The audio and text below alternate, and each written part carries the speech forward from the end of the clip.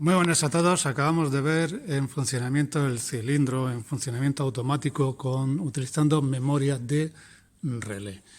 Bueno, a lo largo del vídeo vamos a ver el esquema eléctrico. El esquema hidráulico es muy sencillito, ya lo hemos visto en un vídeo anterior. Pero bueno, vamos a centrarnos un poquito en lo que es en el esquema eléctrico, que aunque se ve un amasijo de cables bastante importante, tampoco es excesivamente complicado su montaje. Vamos a utilizar los dos finales de carrera de cilindro vástago totalmente extendido y recogido. Y bueno, vamos a ver cómo basculan o activamos las electroválvulas, cada una de sus bobinas. Y pues nada, simplemente es una práctica que estáis haciendo en el taller y que tenéis que dominar. Comenzamos. Como novedad en este vídeo vamos a utilizar los finales de carrera, son accionados mecánicamente por el émbolo cuando llega al final del recorrido, completamente cerrado, o el émbolo extendido.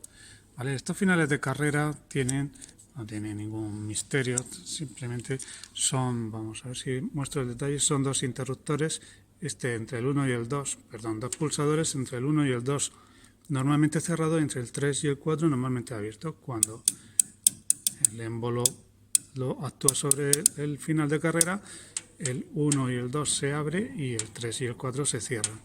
Con ello vamos a jugar para montar nuestros circuitos. Bueno, venga, vamos a simular nuestro circuito, como siempre, con FluidSim H, la parte de hidráulica.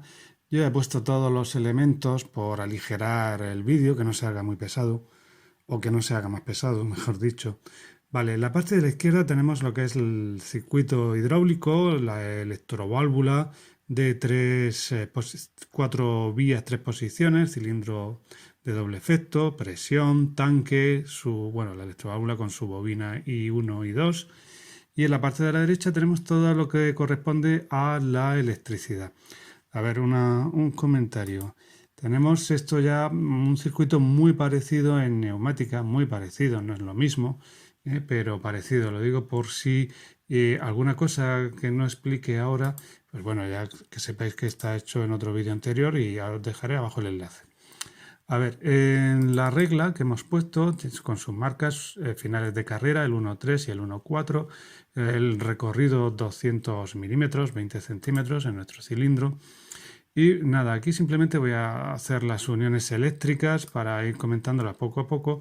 Tenemos abajo negativo, masa, que va ahí a parar, como siempre, al relé y a las electroválvulas. En nuestro caso me parece que los cables de masa son de color azul.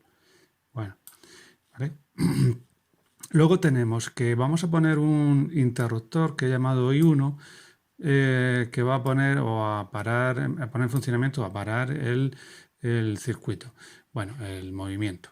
Este interruptor es normalmente abierto. Cuando lo cerremos, pues bueno, dejará pasar la corriente, pasará al través del final de carrera, el 1.3, que como está el cilindro en reposo, es un final de carrera normalmente abierto, pero como está el cilindro en reposo, está pisado y ahora mismo está cerrado. Y de aquí va a pasar en serie con el 1.4 normalmente cerrado. ¿Vale? Y esto alimenta la bobina del relé. Luego ya en cuanto a la alimentación de las electroválvulas, pues nada, a través de un contacto normalmente cerrado, como veis aquí, del K1 del relé, de nuestro relé, pues vamos a hacer llevar positivos si es que puedo. Vale, aquí está. Y esto alimenta al positivo de la electroválvula de la bobina I1, esta de la izquierda de nuestra electroválvula. Y la I2 va a pasar a través de un contacto normalmente abierto. Ahora después sí que me interesa mostraros un detalle de los contactos de un relé de nuestra caja de relés. Bueno, en principio casi estaría, solo nos falta otro contacto normalmente abierto de nuestro relé, del K1, para hacer lo que se llama la memoria eléctrica. Esto, nada, cogemos de positivo aquí y lo llevamos aquí, antes, entre medio de los dos finales de carrera. Bueno,